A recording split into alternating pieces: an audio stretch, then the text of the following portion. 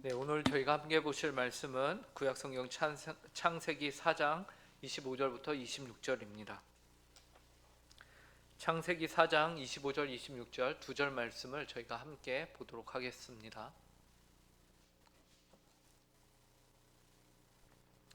하나님의 말씀을 저희가 함께 읽도록 합니다. 시작.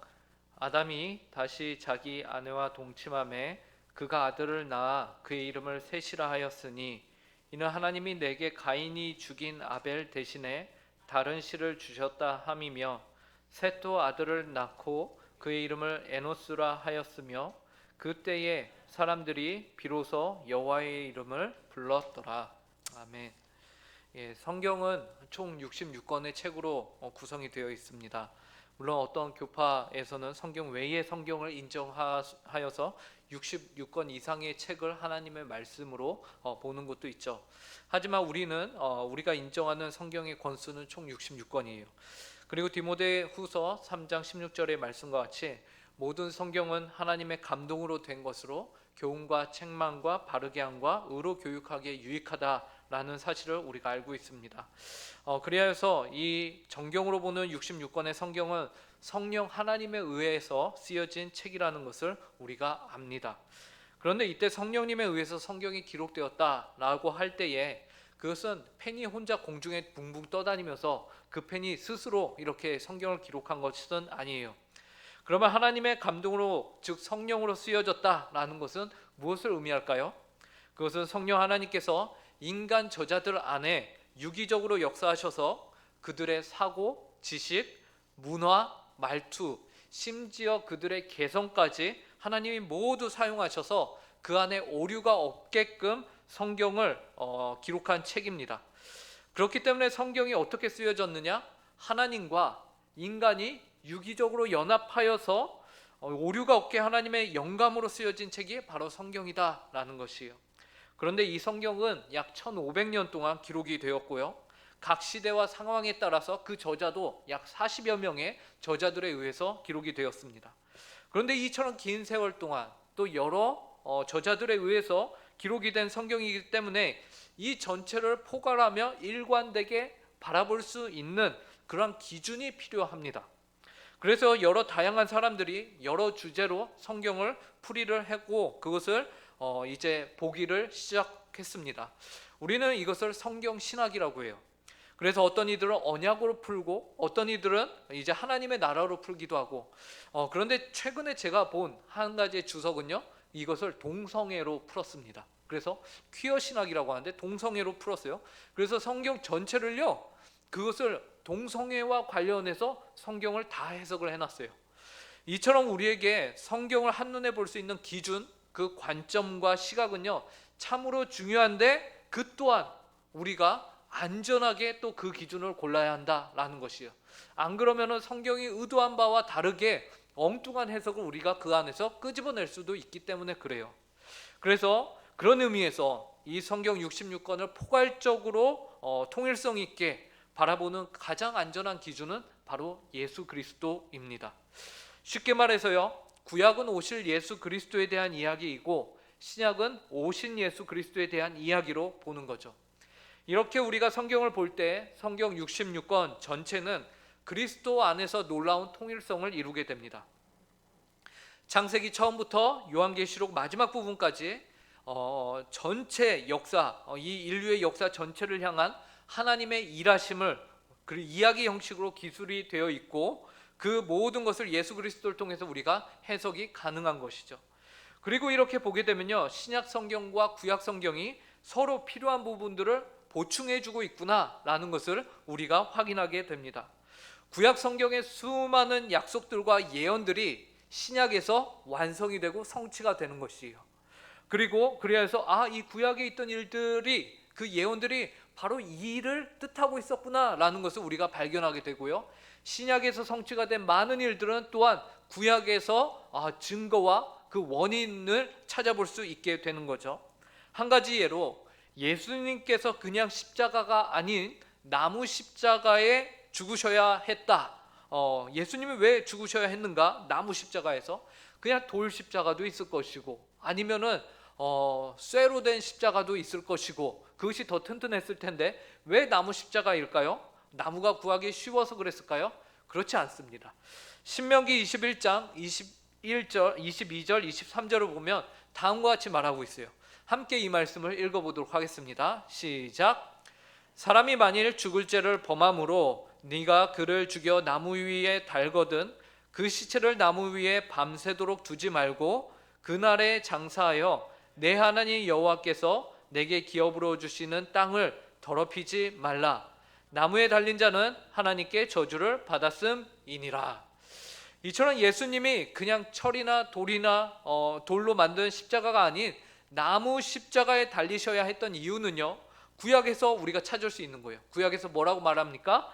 나무에 달린 자가 바로 하나님께 저주를 받은 자이기 때문에 그 하나님의 저주를, 온 인류의 저주를 대신 감당하고 죽어야 하는 예수는 다른 십자가가 아닌 나무 십자가에 달려 죽어야 했던 것이죠. 이처럼 신약의 구원의 성취에 대한 모든 근거가 구약에 있었던 것이에요. 이러한 구약의 내용이 없다면 우리는 예수님께서 나무 십자가의 죽임을 당하신 것이 중요한 건지 아니면 그냥 십자가 형틀이 중요한 것인지 무엇이 중요한 것인지를 제대로 해석을 하지 못한다라는 것이죠. 그래서 우리는 구약을 신약의 그림자가 되고 신약은 구약의 실체가 된다라고도 말하고요. 또 어떤 이들은 신약 성경은요 칼라 TV예요. 칼라 TV 텔레비전입니다. 그래서 모든 것을 영화처럼 잘 보여줘요. 근데 그 장면에 대한 해석을 자막으로 자세하게 다큐멘터리처럼 자세하게 알려주는 것이 바로 구약이다라고 말하기도 합니다. 그 안에서 모든 것을 통일시켜주며 객관적이며 일관된 핵심을 찾아서 바로 우리에게 알려주는 그 기준이 바로 예수 그리스도다라고 우리가 말할 수 있는 것이죠. 그래서 그리스도를 해석을 할 때 우리는 원래 의미와 상관없이 해석이 되고 적용이 되는 설교와 교훈들로부터 안전할 수 있다라는 결론에 이르게 됩니다. 그렇다면 오늘 우리가 이 자리에서 기도하기 위해 모이지 않았습니까? 그죠? 그래서 우리가 이제 기도를 한번 생각해 볼 때에 이 기도라는 것도 우리가 어떻게 생각해야 할까요? 이 성경이 말하고 있는 기도, 그렇기 때문에 우리가 예수 그리스도를 중심으로 이 기도를 한번 찾아보면 좋을 것 같습니다. 우리는 신약에서 예수님이 그의 제자들에게 어떻게 기도해야 하는지를 알려주신 사실을 잘 알고 있어요. 우리는 그 기도문을 주기도문이라고 하죠. 그렇다면 구약에서도 구약에서는 기도가 없었을까요? 신약에서 예수님이 알려준 그 기도만이 유일한 기도일까요? 당연히 구약에도 기도가 있었겠죠. 구약의 기도를 찾기에 앞서 우리는 먼저 그러면 기도란 무엇인가? 이것을 먼저 고민해 봐야 됩니다. 기도란 무엇인가? 이것을 한번 생각해 보십시오. 우리가 기도에 대해 쉽게 정의 내리기를 뭐라고 하죠? 하나님과 우리와의 대화가 바로 기도다라고 말합니다. 하나님과의 대화가 기도다. 그런데 이 대화는 누가 가능한 것인가요? 일반적으로 대화는요, 두 당사자가 같은 인격체일 때 가능한 것이 대화죠. 사람이 개하고 대화한다고 짖지 않습니다. 그죠? 개도 사람과 대화한다고 개가 갑자기 사람 말을 하진 않아요. 그죠? 같은 인격체들끼리 주고받는 것이 대화이고 같은 인격체로서 가능한 것이 바로 대화예요. 그러므로 기도는요, 기본적으로 하나님과 인간이 같은 격을 갖고 있다라는 그 안에서 이 대화가 가능한 것이죠. 그렇다면 누가 하나님과 인격적인 만남, 같은 격을 가질 수 있는 것인가? 바로 하나님의 백성, 구원받은 성도가 그 특권을 가질 수 있는 것이에요. 그렇다면 구원받은 성도는 어떤 자들일까요?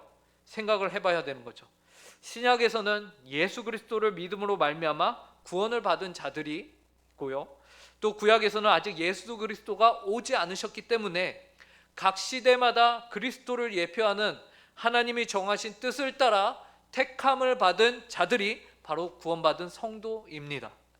그러므로 구약과 신약 모두요, 예수 그리스도 안에서 구원에 대한 진리가 우리를 붙잡을 때에 비로소 우리는 주님의 이름을 부를 수 있고 삼위일체 하나님과 대화할 수 있는, 기도할 수 있는 그러한 경건한 자들이 된다라는 라는 것이죠.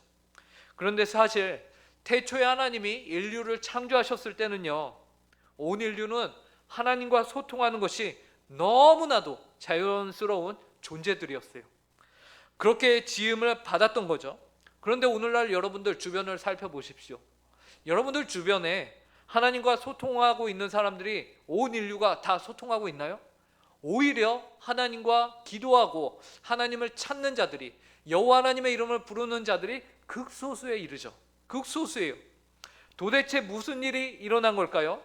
잘 아는 대로, 그리고 성경이 기록한 대로 인류가 죄로 말미암아 하나님과의 관계를 이어갈 수 없는 불경건한 존재들이 되어버린 거예요. 우리는 성경에서 이러한 장면들을 계속해서 보게 되죠. 성경의 증언들을 함께 하나씩 떠올려 볼까요?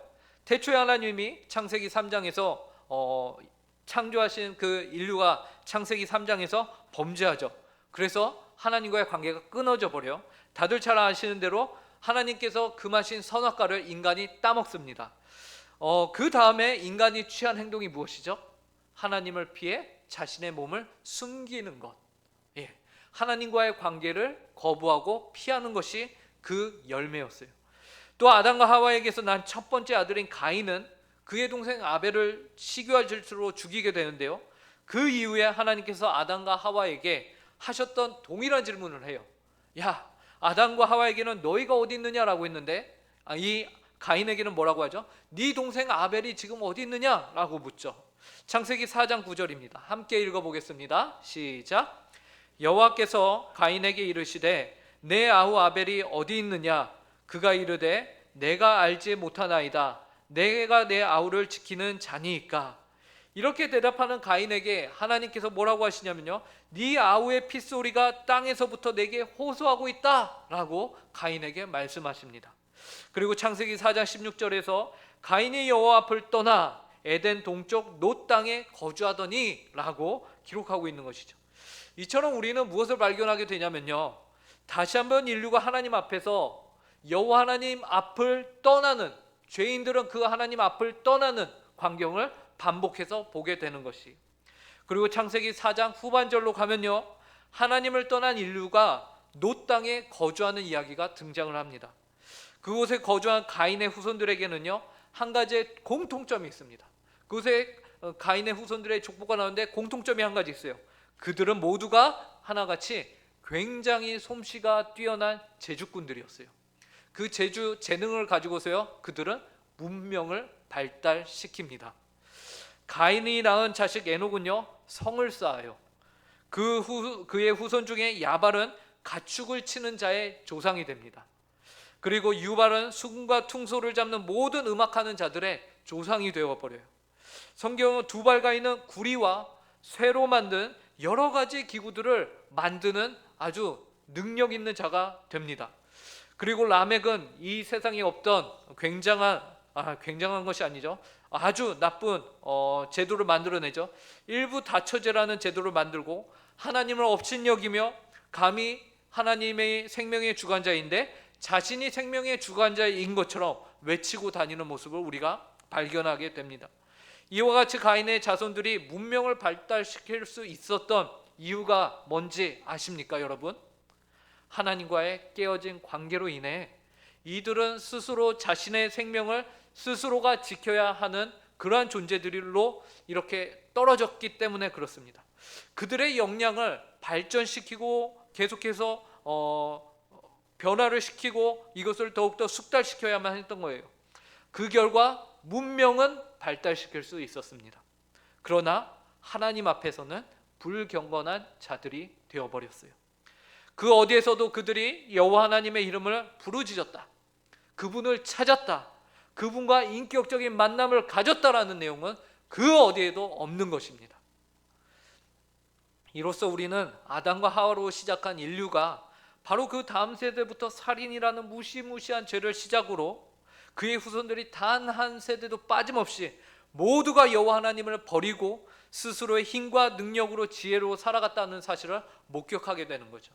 그리고 이 사람들은 더 이상 하나님께 기도하지 않는 백성들이었어요. 그리고 성경은 가혹하게 보일지는 모르지만 사람이 하나님께서 허락하신 구원의 상급을 거부한다면 그들의 기도는 정당화될 수 없다고 분명하게 말씀하고 계신 것이에요. 왜냐하면 인간은 하나님 앞에서 죄인일 때에 그 하나님 앞을 떠나며 그분과 같은 격을 가질 수 없기 때문에 그렇습니다. 하나님께서 범죄한 아담과 하와를 찾아오셔서 네가 어디 있느냐, 혹은 가인을 찾아오셔서 내 가인아 내 아우가 어디 있느냐라는 질문에 대해서 범죄한 인류는요 올바르게 반응하지 못하고 결국 하나님과 인격적인 관계를 맺지 못하는 불경건한 자들의 모습을 우리에게 보여주는 것이죠. 그들은 자신의 생명이신 하나님을 거부했습니다. 그 생명을 떠나기를 주저하지 않았습니다. 그 결과 아담과 하와는 에덴을 떠났고 가인은 여호와 앞을 떠났어요. 그리고 불경건한 자들의 기도는 하나님의 심판을 초래하는 반항이 될 뿐임을 우리에게 보여줍니다. 그런데 감사하게도요, 이러한 가인의 후손들의 이야기, 즉 불경건한 자들의 족보 이야기 바로 뒤에 인류에게 한 줄의 빛과 같은 이야기가 등장을 하는 것이에요. 그것이 가인에 의하여 죽은 아벨을 대신하여서요 하나님께서 아담과 하와에게 새로운 씨를 허락하셨다라는 내용입니다. 오늘 본문이죠. 창세기 4장 25절 26절을 함께 읽겠습니다. 시작. 아담이 다시 자기 아내와 동침함에 그가 아들을 낳아 그의 이름을 셋이라 하였으니 이는 하나님이 내게 가인이 죽인 아벨 대신에 다른 씨를 주셨다 함이며 셋도 아들을 낳고 그의 이름을 에노스라 하였으며 그때의 사람들이 비로소 여호와의 이름을 불렀더라. 그 이전까지는 하나님을 찾지 않고 그분의 이름을 부르지 않았던 인류 가운데 이전에 있지 않던 일이 생겨납니다. 그것이 무엇일까요? 셋이 아들을 낳았으며 그 아들 에노스 때에 비로소 사람들이 무엇을 하였다고 하죠? 여호와의 이름을 불렀다라고 성경이 기록하고 있어요.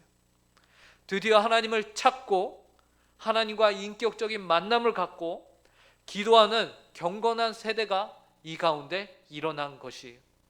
그런데 신기한 것은 이처럼 놀라운 일이 인류 가운데 벌어졌는데 이 일이 인류의 어떠한 선행이나 어떠한 행위에 의해서 이루어진 것이라고 단 한 구절도 단 한 표현도 나타나 있지 않아요. 오직 유일하게 이 인류에 대하여서 수식하고 있는 표현이 무엇일까요? 하나님께서 가인이 죽인 아벨 대신에 다른 씨를 주셨다라는 것입니다. 즉 인간의 힘과 능력으로 살려는 가인의 후손들에게서는 하나님께 기도하는 것이 생길 수 없다. 오히려 그러한 불경건한 자들의 기도는 하나님의 진노의 증거만 될 뿐이다. 오직 무엇으로만 기도의 세대가 여호와의 이름을 부르는 세대가 생겨날 수 있는 것이냐? 하나님의 은혜로 하나님이 택하신 세대가 여호와의 이름을 부를 수 있다라고 말씀하고 계신 것이 오직 주의 은혜밖에는 없다라는 것이고 하나님이 일하시는 것 외에는 답이 없다라는 것입니다. 이와 같이 오직 하나님의 은혜와 행하심에 의해서만 여호와의 이름을 부르는 경건한 세대가 일어날 수 있어요. 이것을 또한 로마서에서도 증거하고 있는데요. 로마서 5장에서요 6절부터 11절에서 다음과 같이 말합니다. 좀 긴데요 저희가 함께 천천히 읽어보도록 하겠습니다. 시작. 우리가 아직 연약할 때에 기약대로 그리스도께서 경건하지 않은 자를 위하여 죽으셨도다. 의인을 위하여 죽는 자가 쉽지 않고 선인을 위하여 용감히 죽는 자가 혹 있거니와 우리가 아직 죄인 되었을 때에 그리스도께서 우리를 위하여 죽으심으로 하나님께서 우리에 대한 자기의 사랑을 확증하셨느니라. 그러면 이제 우리가 그의 피로 말미암아 의롭다 하심을 받았으니 더욱 그로 말미암아 진노하심에서 구원을 받을 것이니 곧 우리가 원수 되었을 때에 그의 아들의 죽으심으로 말미암아 하나님과 화목하게 되었은즉 화목하게 된 자로서는 더욱 그의 살아나심으로 말미암아 구원을 받을 것이니라. 그뿐 아니라 이제 우리도 화목하게 하신 우리 주 예수 그리스도로 말미암아 하나님 안에서 또한 즐거워하느니라. 로마서 말씀에서 뭐라고 말씀합니까? 6절을 다시 보시면 우리가 아직 연약할 때의 기약대로 그리스도께서 경건하지 않은 자를 위하여 죽으셨도다 라고 말씀하고 있습니다. 우리가 여전히 죄인일 때에, 우리가 경건하지 않은 자일 때에 그리스도가 우리를 위하여서 죽으심으로 말미암아 우리가 경건케 되어서 우리가 하나님께 기도할 수 있는 존재로 우리를 세우시고 만드신 것이에요. 이것이 바로 하나님께서 하신 일입니다. 하나님께서 가인이 아벨을 죽인 이후에 새로운 셋이라는 그 인류를 다시 만드신 것과 같이 오늘날 예수 그리스도를 통하여서 하나님이 새로운 여호와의 이름을 부르는 그러한 사람들을 세우신 것이죠. 그리스도께서 경건하지 않은 자를 위하여 죽으심으로써 이러한 일들이 일어나게 되었습니다. 이는 라멕으로 이어지는 가인의 계보와 경건한 셋과 에노스의 계보를 대조해서 보여주는 창세기 4장의 말씀이 우리에게 알려주고 있는 바가 바로 이것입니다. 인간의 어떠함이 아닌 바로 하나님의 은혜의 구원의 방편으로서만, 예수 그리스도를 믿음으로써만 우리가 하나님께 기도할 수 있는 존재들이 된다라는 사실을 우리에게 알려주고 있는 것이, 그러므로 오늘 이 기도의 자리에 모인 저와 여러분은 우리의 힘과 능력이 아닌 오직 하나님의 은혜로 이 자리에서 우리가 기도하기를 바랍니다. 우리가 다른 어떤 것을 구하는 것이 아니라 내가 얼만큼 성경을 읽었는지, 내가 얼만큼 평소에 착하게 살았는지 그것을 의지하는 것이 아니라 나를 기도의 자리로 불러주신 하나님 아버지의 그 은혜를 우리가 기억하고 그 보혈의 능력을 우리가 다시 한번 붙들므로써 하나님 아버지 앞에 우리가 기도의 사람으로서는 오늘 이 자리에 계신 모든 성도님들이 되시길 간절히 바랍니다. 그래서 우리가 이 시간 함께 기도하실 텐데요, 우리의 어떠함이 아닌 성령의 능력으로 우리를 강권적으로 주님 붙들어 주셔서 하나님께서 받으시기에 합당한 기도를 우리가 드릴 수 있게 해달라고 이 시간 함께 기도하시고요, 또한 우리를 여호와의 이름을 부를 수 있는 자들로 불러주심에 감사하며 그 은혜를 생각하며 우리가 그러한 자로 불러주심에 합당하게 살아갈 수 있게 해달라고 감사와 함께 우리의 기도의 능력을 하나님께 올려드리면서 이 시간 함께 주님만을 의지하면서 기도하도록 하겠습니다. 함께 기도하겠습니다. 하나님, 저희를 이 기도의 자리로 불러주시니 감사합니다. 하나님, 저희로 하여금 주님의 이름을 부를 수 있는 자들로 불러주시니 감사합니다. 하나님, 저희가 하나님 보시기에 참으로 부족하며 죄인들이고 하나님 보시기에 참으로 부끄러운 자들이고 오늘 하루도 내가 살아가면서 무엇 하나 하나님 아버지 앞에서 내세울 것이 없고 자랑할 것이 없는 죄인임을 이 시간 고백합니다. 하나님, 그럼에도 불구하고 주께서 저희를 이 기도의 자리로 불러주셨습니다. 또한 하나님, 저희에게 복음을 알려주셨습니다. 하나님, 저희가 주님 이 복음을 또한 붙들고 하나님 아버지 앞에 하나님 아버지 섭니다. 예수 그리스도의 보혈을 저희가 붙들고 이 자리에 나옵니다. 하나님, 저희가 이 시간 예수 그리스도의 이름으로 기도합니다. 하나님, 저희를 긍휼히 여겨 주시옵소서. 저희를 긍휼히 여겨 주시옵소서. 저희는 너무나도 부족합니다. 하나님, 저희를 긍휼히 여겨 주시옵소서. 하나님, 저희로 하여금 복음을 깨닫게 하여 주시니 감사하고 우리에게 기도의 하나님 아버지 자격과 기도의 책임을 허락하여 주심에 감사합니다. 하나님, 저희가 늘 깨어 기도하는 자들이 되게 하여 주시옵소서. 하나님, 이 자리에 나오신 모든 귀한 성도님들 하나님께서 기도의 용사로 세워주시고 이 시간이 하나님 아버지 먼저 그의 나라와 그를 위하여 구할 때마다 하나님, 저희 어떠함을 바라보는 것이 아니라 저희 의로움이 세워지는 것이 아니라 오직 예수 그리스도의 나라가 저희 가운데 세워질 수 있도록 오직 하나님의 공의와 오직 하나님의 은혜만이 저희 가운데 더욱더 빛을 발할 수 있도록 예수 그리스도의 공로만이 더욱더 하나님 아버지에 드러나서 하나님이 존귀하게 되며 하나님이 영화롭게 되는 그러한 일들을 우리가 경험하길 원하오니 이 시간 안에 저희 가운데 은혜로 다스려 주시옵소서. 하나님의 그 은혜를, 그 귀한 은혜를 하나님을 저희가 단 하나도 놓치거나 하나님을 저희가 단 하나도 소홀히 여기지 아니하도록 하나님 저희를 긍휼히 여겨 주시옵소서. 저희를 긍휼히 여겨 주시옵소서. 하나님, 저희를 긍휼히 여겨 주시옵소서. 이 시간 함께 찬송가 370장 주 안에 있는 나에게